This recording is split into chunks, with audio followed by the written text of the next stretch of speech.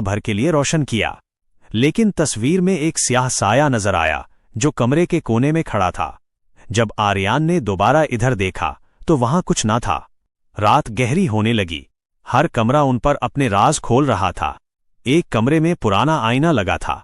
नूरीन ने अपना अक्स देखा, लेकिन अक्स में वो खुद नहीं बल्कि एक बूढ़ी औरत खड़ी थी जिसके लंबे बाल फर्श तक झूल रहे थे और आंखें खाली खड्डों की तरह थीं।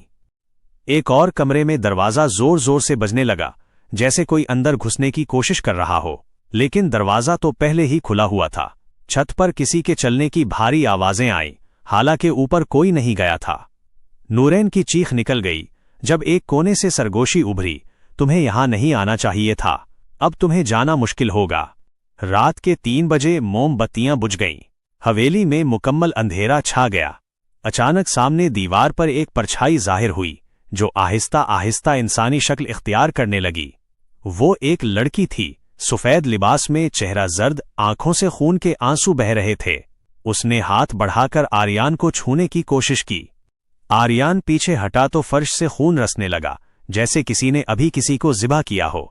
नूरीन जमीन पर गिर गई, कांपते हुए कहने लगी, ये हमें छोड़ेंगे नहीं।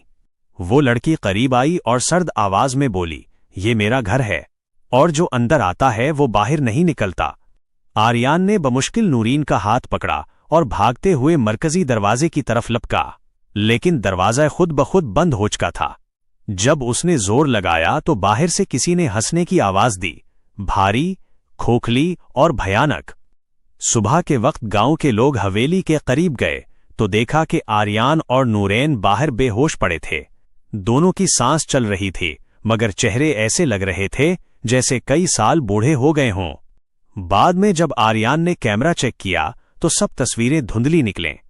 सिर्फ एक तस्वीर साफ थी। इसमें वही लड़की नजर आ रही थी जिसकी आंखों से खून बह रहा था और वो सीधा कैमरे में देख रही थी। ये थी हवेली की वहशत। अगर आपको कहानी पसंद आई तो लाइक और शेयर जरूर कीजिए।